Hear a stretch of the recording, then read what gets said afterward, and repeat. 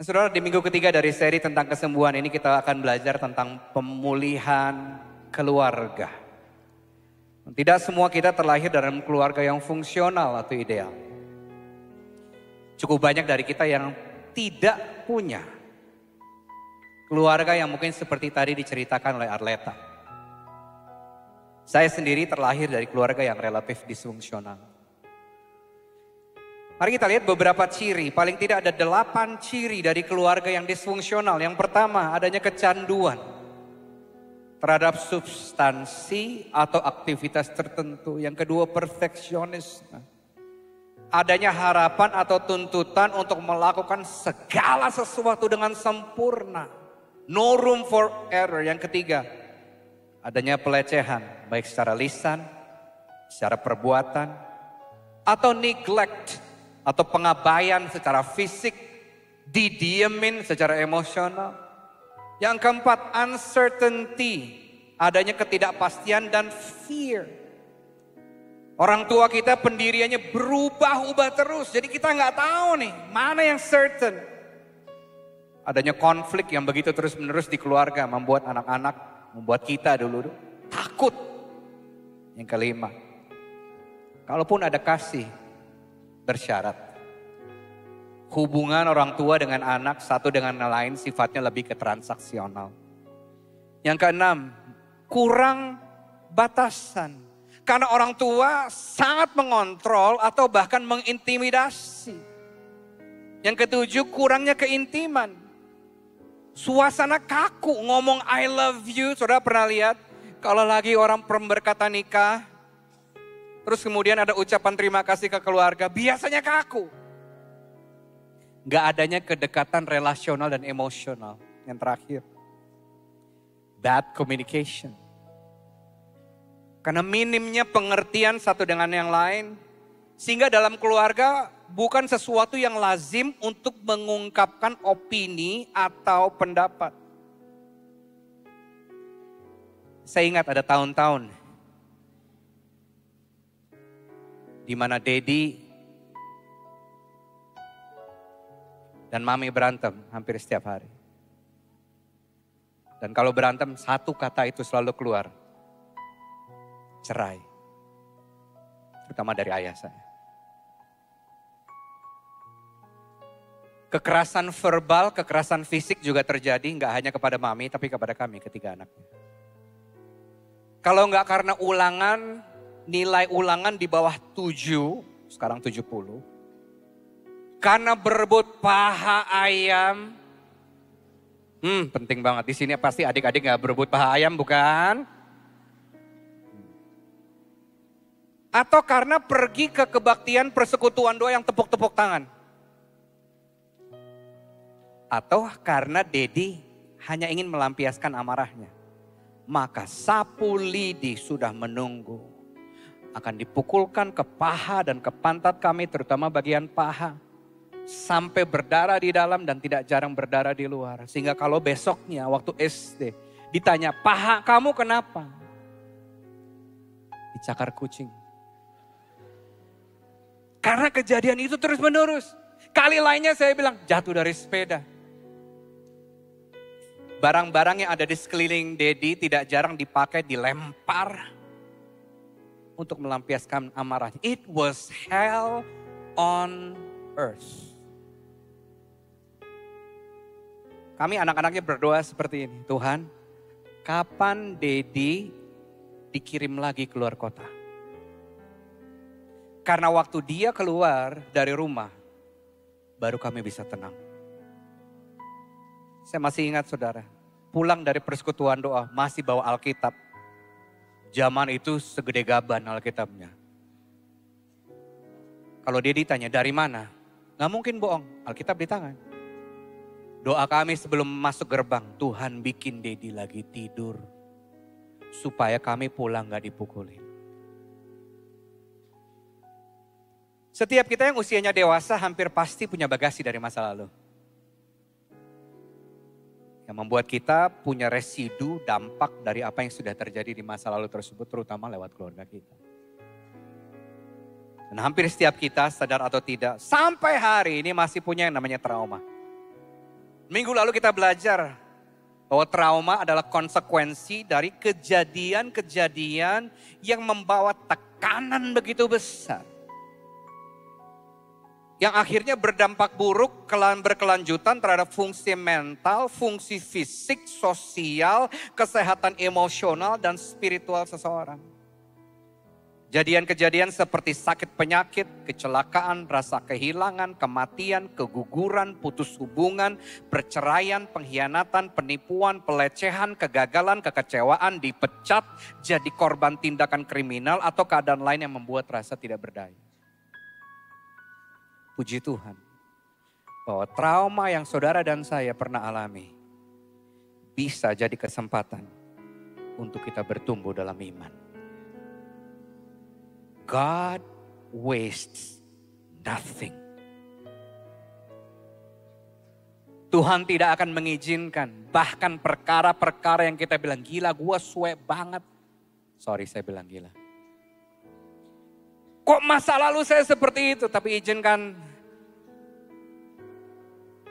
saudara tahu, ingat lagi bahwa trauma yang saudara pernah alami bisa Tuhan pakai untuk menumbuhkan iman saudara kepada Dia. Because God wastes nothing.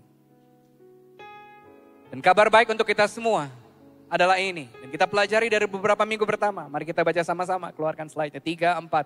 Kehendak Tuhan sebelumnya. 3, 4. Kehendak Tuhan bagi seluruh umat manusia dan bagi dunia yang hancur adalah kesembuhan, kesehatan, dan keutuhan. Bagi apa?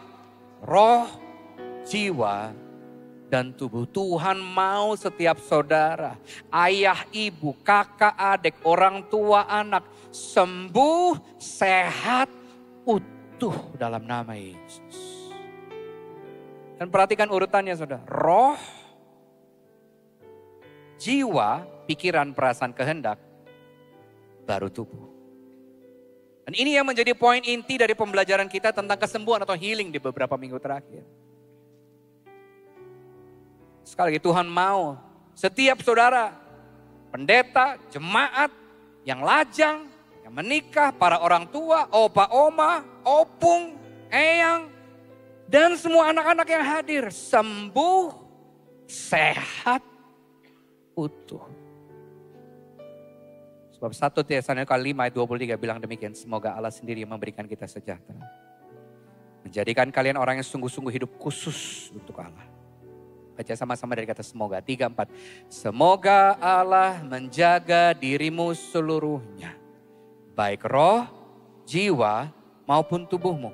Sehingga tidak ada cacatnya pada waktu Tuhan kita Yesus Kristus datang kembali. Terjemahan bahasa Inggrisnya katakan demikian. May God Himself, the God who makes everything holy and whole, make us holy and whole, put us together, spirit, soul, and body, and keep us fit for the coming of our Master Jesus Christ. Tuhan lebih daripada ingin, lebih daripada bersedia untuk membuat saudara holy, artinya separated, artinya consecrated, artinya dikuduskan, dipisahkan, dikhususkan untuk hidup bagi Tuhan. Dan yang kedua, Tuhan mau mengutuhkan. God wants to make every single family represented here whole, utuh, roh, jiwa, dan tubuhnya. Sehingga setiap kita bisa tetap fit waktu Kristus datang lagi ke dunia. Nah kalau ini janji Tuhan buat setiap individu, implikasinya buat setiap keluarga adalah ini. Bahwa setiap keluarga saudara yang memerlukan pemulihan bisa menemukannya dalam Tuhan. Jangan percaya bahwa si jahat bilang, kamu memang keluargamu diciptakan untuk suwe. Keluarga kamu memang diciptakan untuk broken. That's the lie of the devil.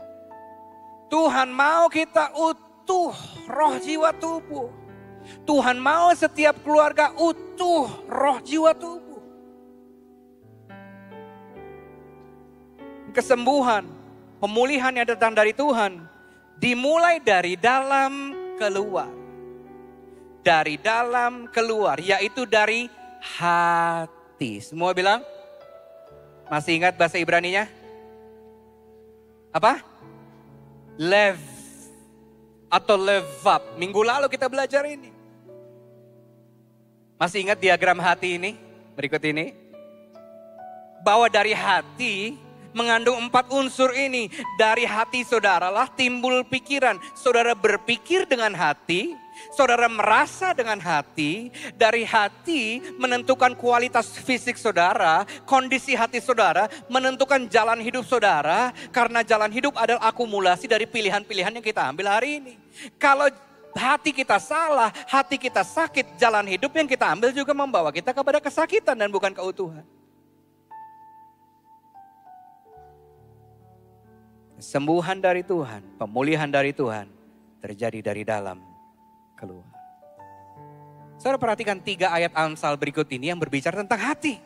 Amsal 4:2-3. Jagalah hatimu dengan segala kewaspadaan karena dari situ terpancar kehidupan. Ayatnya nggak bilang jagalah mulutnya. Atau jagalah hatinya. Jagalah tindakannya, perilakunya. Kalau saudara bisa jaga hati saudara masing-masing, pilihan yang lahir dari pemikiran kita mendatangkan kehidupan dan pemulihan.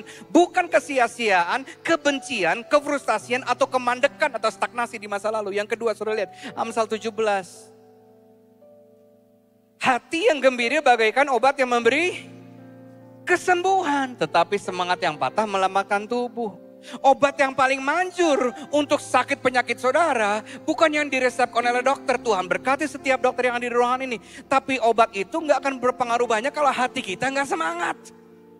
Hati kita gak gembira. Perasaan dalam hati kita ikut menentukan cepat lambatnya proses pemulihan. Yang ketiga saudara lihat Amsal 14 ayat 30. Hati yang dapat salam dari overthinking. Hati yang tenang menyehatkan badan. Waktunya tidur, jangan mikir.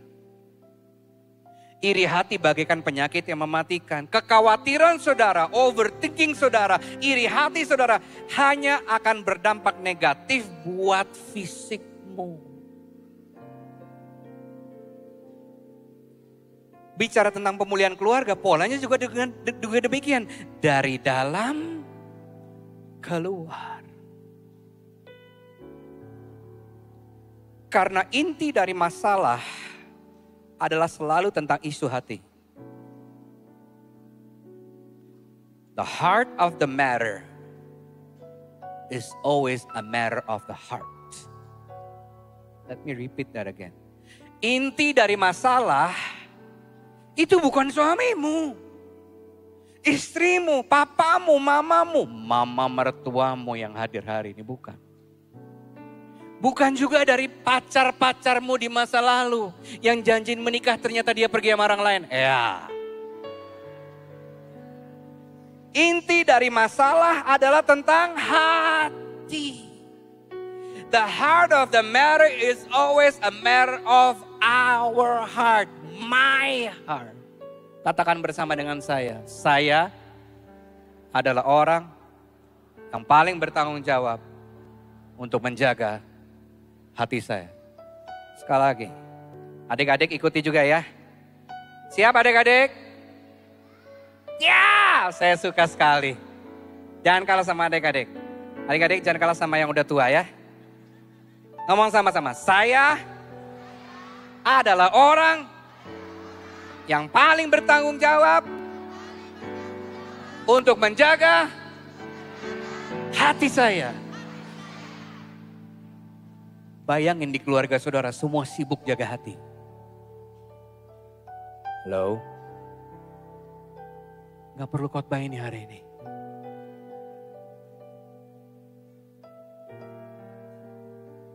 Kita gak bisa jaga perkataan orang. Saudara berbuat baik aja ada yang ngomongin saudara. Kita gak bisa jaga sikap orang lain, perlakuan orang lain. Tapi kita selalu bisa jaga hati kita. Kendalinya ada di kita, bukan orang lain. Apa implikasinya? Kalau saudara tetap memilih untuk merawat sakit hati, dendam, iri hati, marah, kecewa, membalas. Artinya saudara sedang memberikan kendali itu sama orang yang berbuat salah sama saudara. Do you get me? Tanpa saudara sadar, when you nurse and rehearse your hurt. Saudara merawat dan mengulangi. Aku masih ingat Kak, dia ngomong apa Kak? Iya. Kalau Tuhan memulihkan kamu kan bukan bikin kamu amnesia. Berhenti merawat sakit hatinya. Karena waktu saudara merawat sakit hatinya, kendali atas hati saudara, saudara berikan ke orang itu. Padahal orang itu sudah lupa dia buat apa sama saudara. Rugi banget.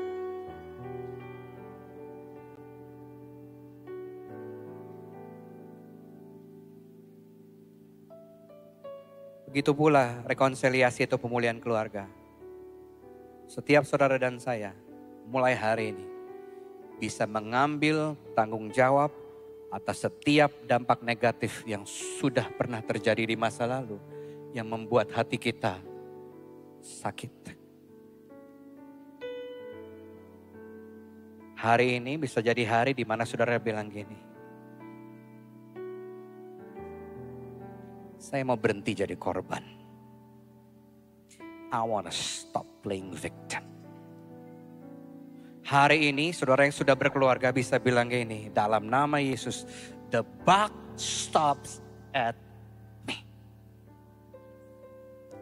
Apa yang sudah dilakukan orang tuaku kepada aku, gak akan berlanjut ke anak-anakku. Dalam nama Yesus, putus dalam nama Yesus.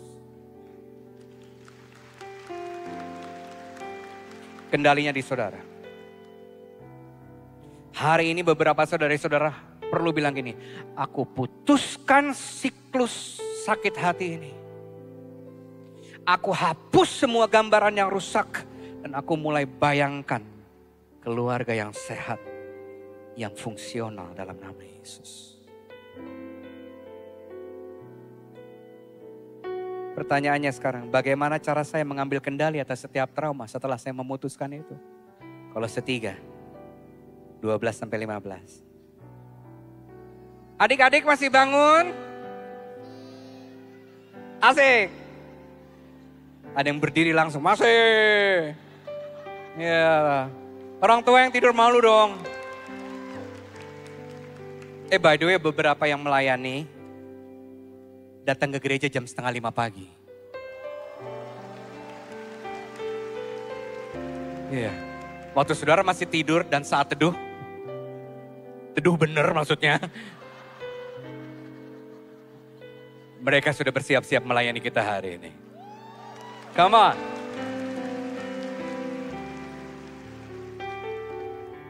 Kolose 3, 12-15. Kalau saudara baca Alkitab di rumah, judulnya manusia baru. Karena itu sebagai orang-orang pilihan Allah yang dikuduskan dan dikasihi.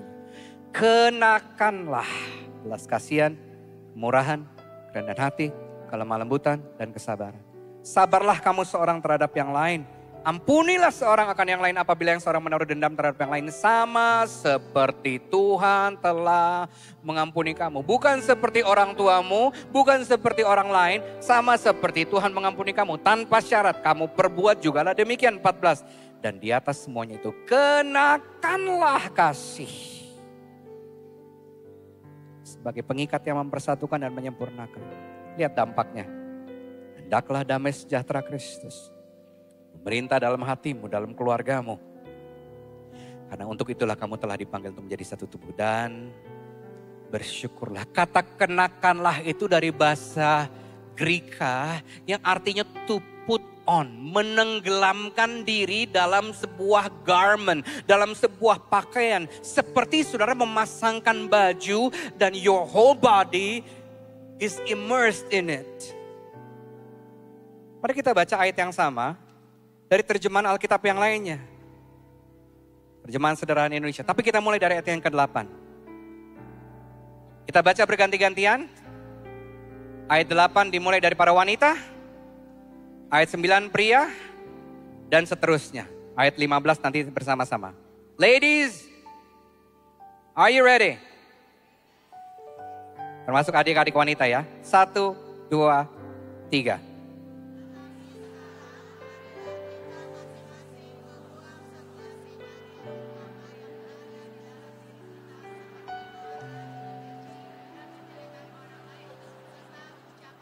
Pria, sebagai saudara-saudari seiman, kita juga tidak boleh saling menipu. Karena kita sudah membuang sifat hidup lama itu seperti membuang pakaian rusak. Wanita.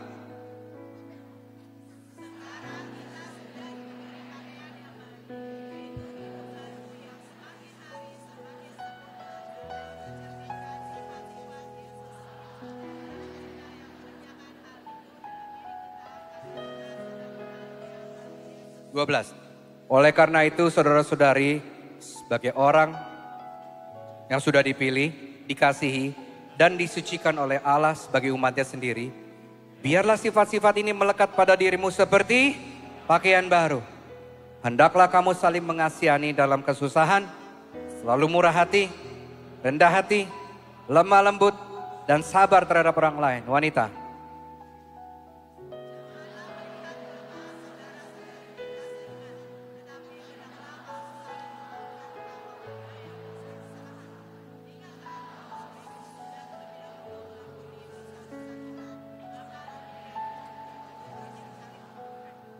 Tetapi sifat yang paling penting di atas segalanya adalah saling mengasihi.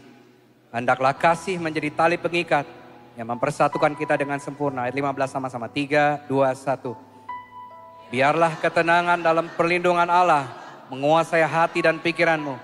Karena Allah sudah memanggil kita menjadi anggota dari satu tubuh, yaitu tubuh Kristus. Supaya kita bersatu dan hidup dengan tenang. Marilah kita selalu bersyukur kepadanya. Judul pesan Tuhan bagi kita semua hari ini, pakaian baru. Adik-adik, lihat Om. Tadi kakak, sekarang Om. Maunya apa? Lihat opung. Ini ibarat pakaian Rama yang udah rusak. Isinya apa? Baca sama-sama. Ada apa aja? Fitnah, dendam, marah, kata-kata kotor, benci, caci maki, dan bohong. Ini pakaian lama. It doesn't belong in your family. Disuruh tanggalkan. Disuruh buang. Polokkan. Goodbye. Pakai pakaian yang baru.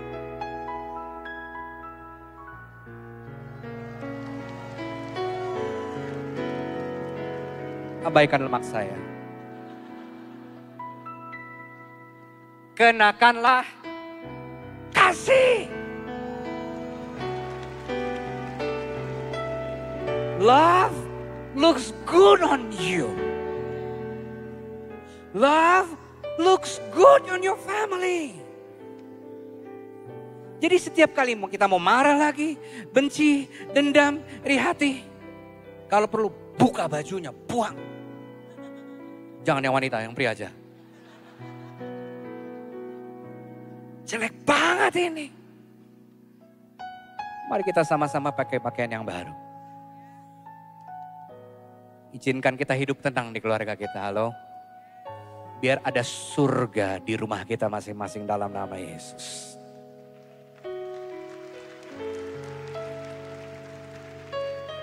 Karena rekonsiliasi sulit terjadi kalau terus kita pelihara itu pakaian yang rusak.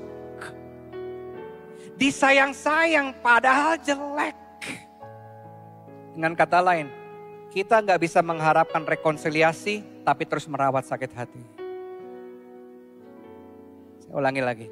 Saudara gak bisa minta Tuhan memulihkan keluarga saudara.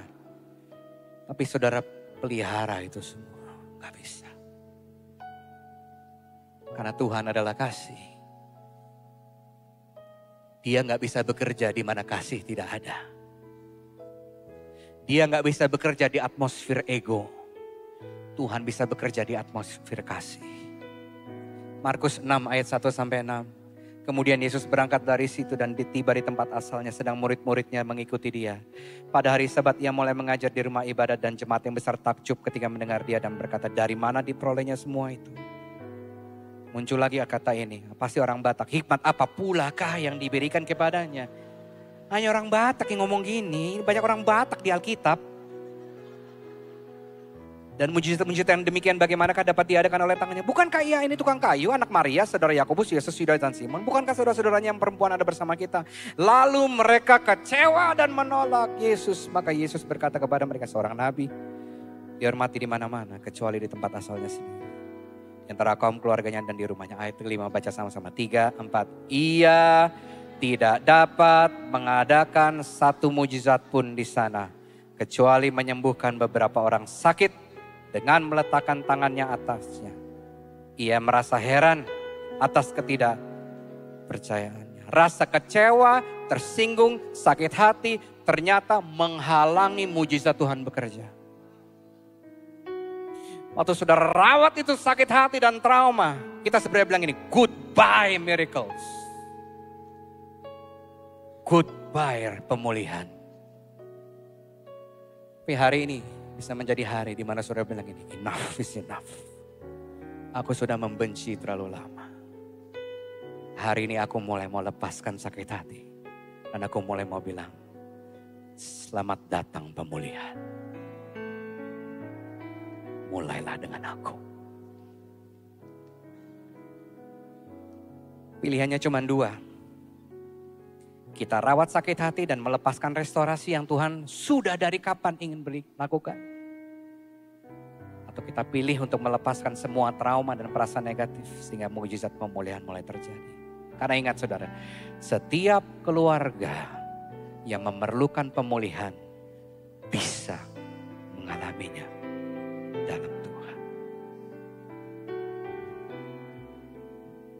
Suatu hari mami saya kelar kemoterapi pertama. Dia didiagnosa dengan kanker payudara stadium 2B.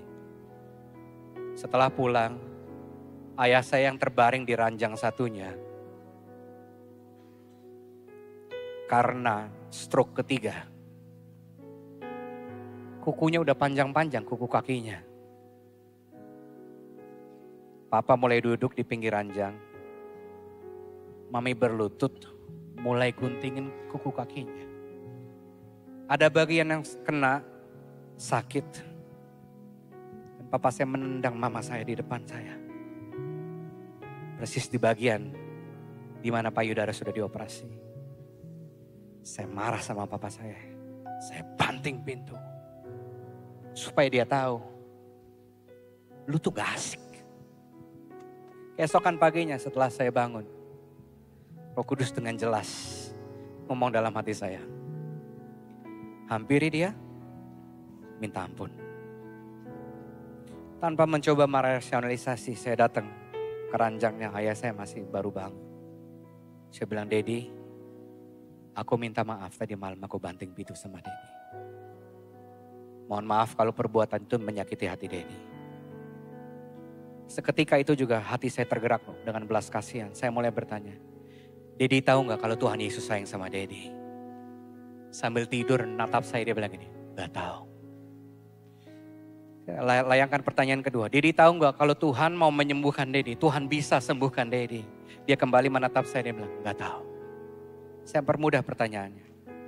Dedi tahu gak kalau Tuhan Yesus ada dalam hati Dedi? Gak tahu. Padahal dia anak pendeta. Singkat cerita, saya ajak dia, saya tanya, Dedi mau gak? Dedi undang Yesus masuk ke dalam hati Dedi. Mau. Saya ajak dia berdoa menerima Yesus sebagai Tuhan dan Juru Selamat. Dan hari itu dia lahir baru. Dan setelah saya berdoa buat dia, untuk pertama dan terakhir kalinya, dia melihat saya dan berkata, aku sayang kamu. Ceritanya belum berhenti di situ. Ternyata 2 minggu setelah itu Tuhan memanggil dia kembali. Saya bersyukur sekarang saya tidak memutuskan jembatan hubungan dengan Dedi yang meski berkali-kali saya disakiti. Saya bersyukur pagi itu saya mencoba untuk mengikuti desakan Roh Kudus yang sebenarnya secara daging. It's a big no. Saya bersyukur saudara, karena kalau hari itu tidak terjadi dan 2 minggu kemudian papa dan saya meninggal. Pertanyaannya, kemana dia pergi? Bertahun-tahun setelah itu saya sadar bahwa daddy saya berperilaku seperti yang dia lakukan. Bukan karena dia sengaja ingin menyakiti kami. Tapi simply karena dia memang tidak dibesarkan di keluarga yang membantu dia untuk bersikap dan berperilaku berfungsi sebagai seorang ayah atau seorang suami yang baik. Pertanyaannya hari ini, maukah saudara menjadi bagian dari pemulihan dalam keluargamu? Karena setiap kali saudara bertindak dalam kasih, dengan kasih, Sang Maha Kasih akan memampukan engkau. Kau akan mulai melihat orang yang kau benci bukan hanya sebagai papa, mama, kakak, adik, istri, suami. Tapi sebagai seorang jiwa yang juga perlu Tuhan. Izinkan hati Tuhan ada atas hati saudara. Belas kasihan Tuhan ada lewat hati saudara. Dan saya berdoa bersepakat bersama dengan saudara. Setiap keluarga yang diwakili di ruangan ini akan terjadi pemulihan. Sehingga setiap kita sehat, sembuh, dan utuh dalam nama Yesus. Mari bangkit berdiri. Bapa, sentuh hatiku, ubah hidupku menjadi yang baru, bagai emas yang murni. Kau membentuk bejana hatiku, Bapa, ajarku mengerti sebuah kasih yang selalu memberi, bagai air mengalir yang tiada pernah berhenti. Jamkan mata saudara. Izinkan saya berdoa buat saudara.